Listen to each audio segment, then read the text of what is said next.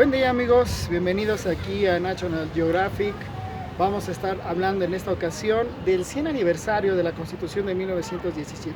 Tenemos como escenario sin duda alguna el Monumento a la Revolución, un monumento iniciado en los años 20 a partir de lo que sería en el Porfiriato la sede del Congreso, pero venidos los años de la Revolución, acabó precisamente en esto, en el Monumento a la Revolución, donde yacen los restos de algunos de los grandes líderes de esta etapa. Y es precisamente la Revolución el tema que deriva en la Constitución de 1917.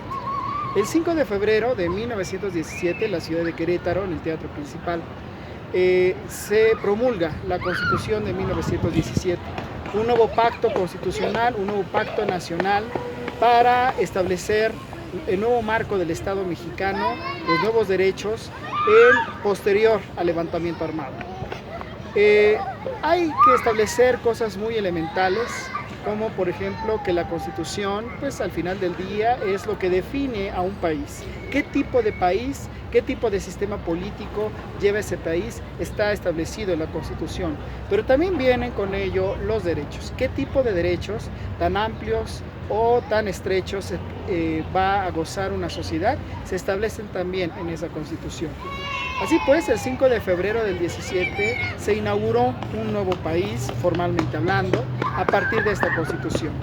Quedaba claro que la Constitución iba a ser una república, o iba a definir que el país iba a ser una república federal democrática, esto como herencia del constituyente de 1857. En ese sentido, la Constitución del 17 no varió mucho, tampoco en lo que toca a las garantías individuales.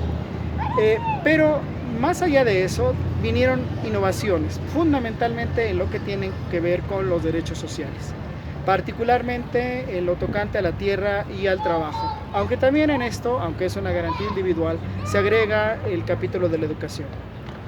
En materia laboral, pues se inauguró el artículo 123, impulsado por personas como Heriberto Jara, el propio Francisco J. Múgica, que fue uno de los principales constituyentes de Querétaro.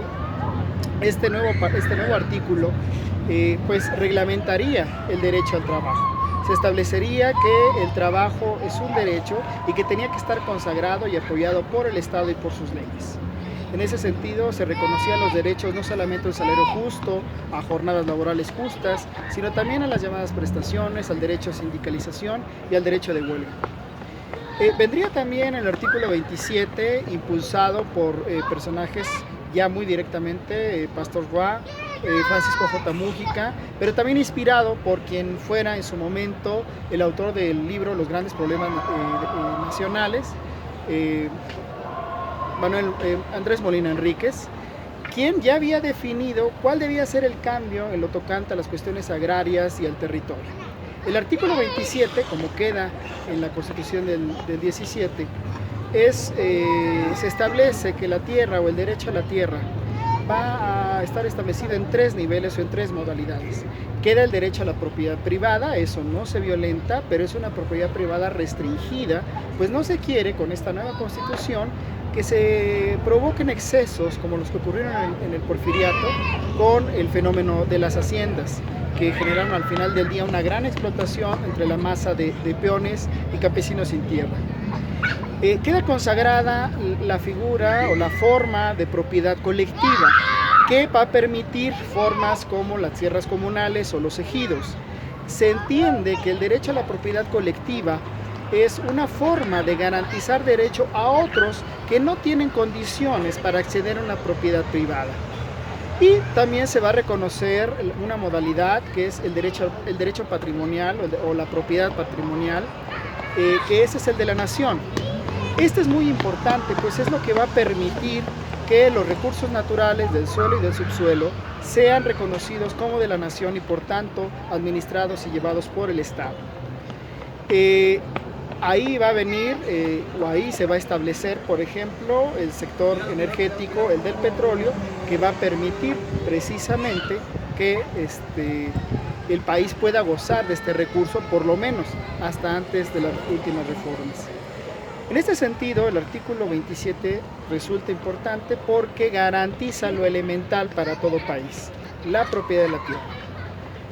Y viene el artículo tercero, un artículo tercero que ya existía en la Constitución de 1857, pero que aquí se renueva, se ratifica, y gradualmente es el que va a dar paso a una gran revolución cultural. La educación se va a convertir en un gran pilar de la Revolución Mexicana, por lo menos en los años 20 y 30, y le va a permitir incluso todavía al régimen autoritario priista sostener un Estado nacional. La educación, que básicamente es garantizar el derecho, el acceso a este derecho, a la educación, a todos los mexicanos sin importar condiciones de raza, sociales o económicas. Así pues, el artículo 3, el artículo 27, el artículo 123 son las grandes obras de esta Constitución de 1917. Claro está, tendremos también el artículo 130, que también va a continuar con la tradición liberal juarista de la separación entre la Iglesia y el Estado, es decir, lo que va a conllevar posteriormente al Estado laico. Tenemos pues una Constitución que en su momento, en febrero de 1917, es realmente innovadora, no solamente para los parámetros mexicanos, sino para los niveles que se manejaban de jurisdicción y de derechos en América Latina y en el mundo occidental, no se diga en otras latitudes del mundo y del planeta. La Constitución de febrero del 17 en México es, por tanto, una gran innovación, pero no es una innovación, y esto hay que entenderlo muy claramente, resultado de las grandes mentes o de las mentes brillantes de la época. No solamente eso, es una Constitución que resulta de una revolución y con ello adquiere un gran carácter. Es una Constitución que pretende precisamente consagrar derechos y transformar realidades.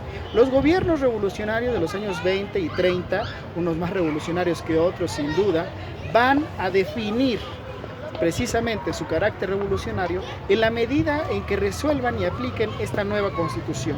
Sin duda, el gobierno del general Lázaro Cárdenas del Río es el gran momento de los derechos y el gran momento del proyecto revolucionario, pues evidentemente con la llamada educación socialista, con el apoyo al movimiento sindical y el impulso de los derechos laborales, la reforma agraria y todo el proyecto agrario del cardenismo y sin duda alguna la expropiación petrolera. Estos cuatro actos, que no son todos, pero son los fundamentales del cardenismo, estuvieron basados precisamente e inspirados y guiados por la Constitución de 1917. Ahora, no hay que engañarnos. Evidentemente esta Constitución, en su esencia revolucionaria, en su esencia transformadora, pues ya no existe. Esta revolución fue trastocada a lo largo de los últimos 30 años o 35 años con el proceso llamado neoliberalismo. El neoliberalismo, si algo trastocó, fue precisamente la esencia revolucionaria de esta Constitución. Fundamentalmente en esos artículos, 3, 27, 123 y 130. Hoy en día estamos en una nueva situación constitucional. El Estado ha cambiado precisamente porque estos artículos fundamentales han sido transformados. Lo más reciente que tenemos en la cuestión energética es precisamente eso, la privatización del sector energético que conlleva al país a muy nuevas dificultades. No se diga en los aspectos laborales que fueron eliminados en diciembre del 2012, o en lo que tiene que ver con el 27, que entre las reformas de 1992 y estas de la reforma energética, que indirectamente también toca a lo agrario y a la propiedad de la tierra, pues también se transforma. Y el proceso de modernización educativa que ha trastocado sin duda el modelo de la educación pública, gratuita y de calidad que nace con el artículo 3. Así pues, estamos en una nueva realidad. 100 años después, México está en una nueva realidad constitucional, en una nueva realidad en lo que toca la dimensión y concepción de sus derechos, y eso nos lleva a nuevas políticas y a nuevas circunstancias sociales y económicas. Lo estamos viviendo, pero lo mejor que podemos hacer es recordar, estudiar, y con ello tal vez rehacer el marco de derechos que teníamos y que nos habían hecho posible tener un Estado nacional y con ello una base sólida para el crecimiento de una sociedad con todas y las dificultades del régimen autoritario y las crisis económicas. Pero ahí queda la reflexión y ahí queda la necesidad de la conmemoración.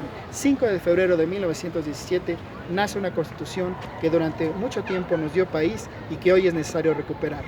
Nos vemos la siguiente.